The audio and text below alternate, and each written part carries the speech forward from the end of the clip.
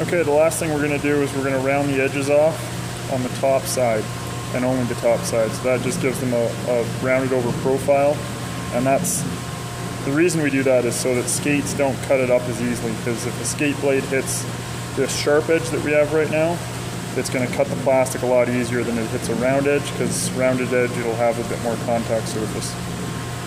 Before we go, we're going to check, make sure that this bearing spins smoothly and that this is tight, because if this were to come off while cutting the plastic, the router would just go right in and ruin the piece that we just spent all this time making. We're also going to set the depth and check it on the underneath side of the old board to make sure that we've got the profile set up the way we want. I've already done that, so now I'm going to fire it up.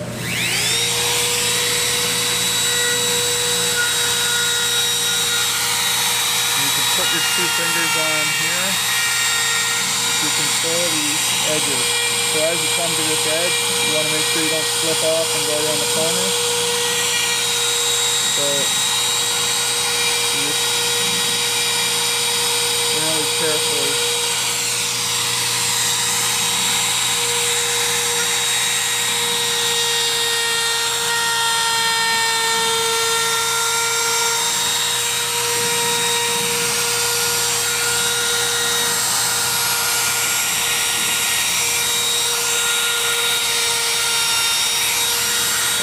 Same thing here. I'm going to use my fingers to control this edge. Just make sure I come straight off the edge. Like, see all this rough stuff here? That's because the router is really meant for wood, not plastic. So to help clear all that rough edge, I'm going to run the router back and forth really lightly on it a couple times now that we've done the heavy cutting. And by doing this, we're going to clean up a lot of that melted plastic.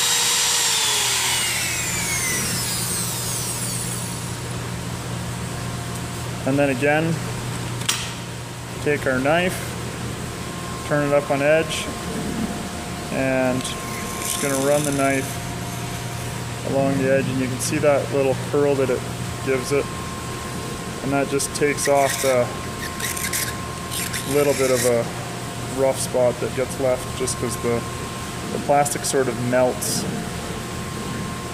as you run the router along the edge of it. And we'll do the same on this top side here.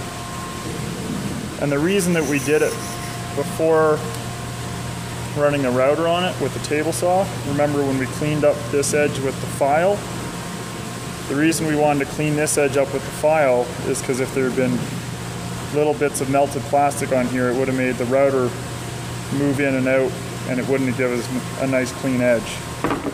So that's what you want to do.